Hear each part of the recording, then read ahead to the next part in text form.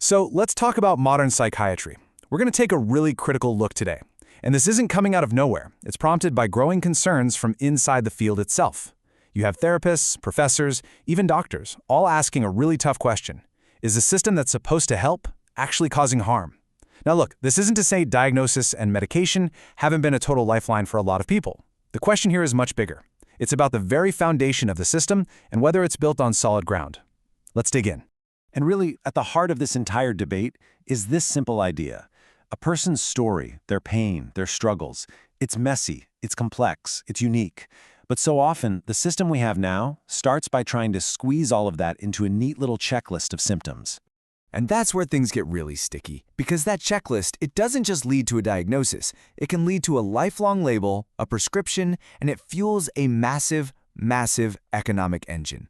And this is where the conversation shifts from being about just one person to being about the entire system. To really understand what's going on, we have to talk about the cornerstone of it all, the book that some have called the Bible of Psychiatry, the Diagnostic and Statistical Manual of Mental Disorders, or as you've probably heard it called, the DSM. Okay, so this is basically the official rulebook. When a professional gives a diagnosis, whether it's major depression or ADHD, they are matching what a person is telling them to the list of criteria laid out right here, in this book.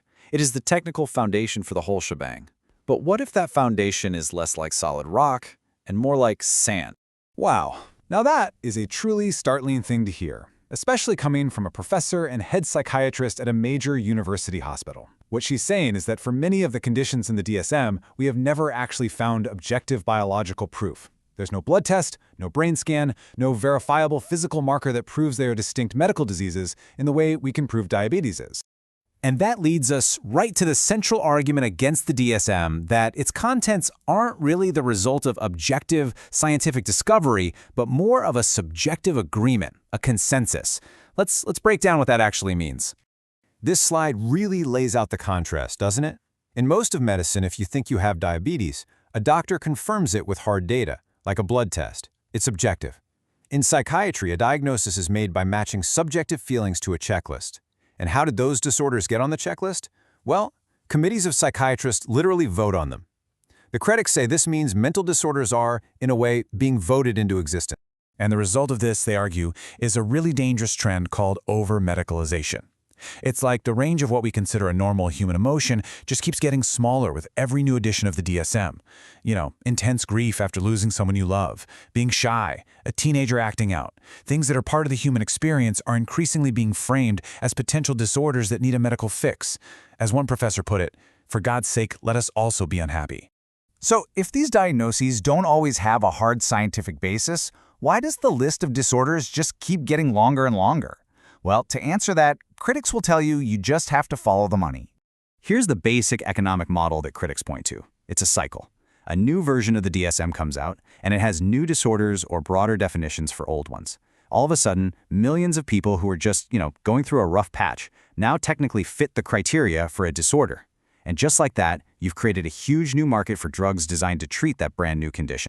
And this slide shows a pretty clear potential conflict of interest. A study found that more than half, 56% of the people on the panel who were voting on what is and isn't a disorder for the DSM-5 had direct financial links to the drug companies. The same companies that would then profit from those decisions. It really makes you wonder whose interests are being served.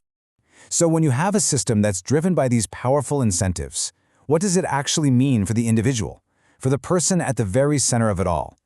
Well, that's where we start to see the profound and sometimes absolutely devastating human cost. This is so important. When a person gets reduced to a label, their story, their context often just gets lost. The focus immediately shifts to managing symptoms with the pill instead of digging into the root causes like trauma or overwhelming stress.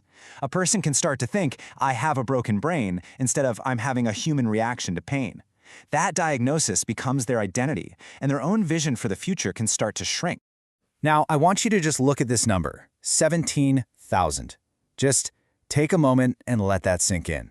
What could this number possibly represent? This is the estimated number of people who die every single year in a small country like the Netherlands. Not from their illness, but from medication mistakes and the side effects of the drugs they're prescribed. A forensic expert presented this figure, and it points to the silent epidemic of what's called iatrogenic harm, which basically just means harm caused by medical treatment itself.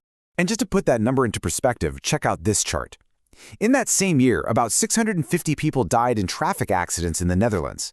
That means deaths from medication side effects and errors were over 25 times more common.